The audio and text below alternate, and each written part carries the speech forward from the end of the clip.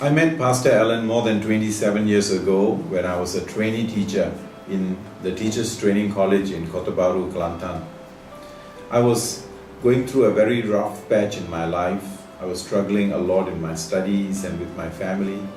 And I used to hear about him and his wife, Sister Lai Fong, coming into the college to pick up students to go to their church in town. So one of those Fridays, I decided that I would just take the bus and go to this church. When I arrived there, I heard him preaching and I was so convicted that at the end of the service, I walked up to him and I shared all my struggles with him. That was the 1st of July 1983. And at the end of that year, I was posted to Sarawak as a teacher. And he stood with me and prayed with me and assured me of God's presence and guidance with me. And he would send me letters to encourage me. My wife would send me letters containing his sermon notes. And these sermon notes meant so much to me because I was all alone and in the interiors of Sarawak where I had very little communication with the outside world. And in the year 1990, when we came out to Kuching and started serving as pastors with SIB Satria Jaya, Pastor Alan would come along and minister alongside us. He would speak into our lives and he would encourage us and spur us on in the Lord.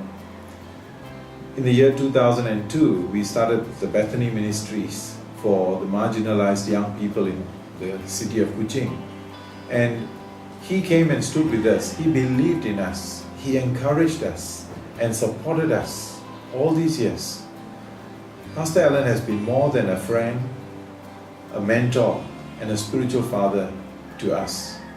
To me personally, he has been a man who has inspired me so much in my faith and in my walk with God. He has always asked me hard questions, which I really needed somebody to ask. And he would speak into my life, God's word, God's life, God's inspirations. This testimony is a tribute to you, Pastor Alan.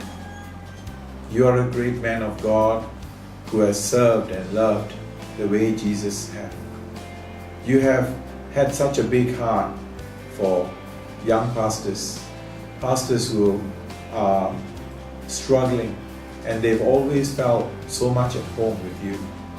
Pastor, we want to thank you for your life. We want to thank you for sowing into us. And we are where we are today because of what God has done to us by divinely ordering you to be there at the right place at the right time for us. We want to congratulate you. We bless you. God bless.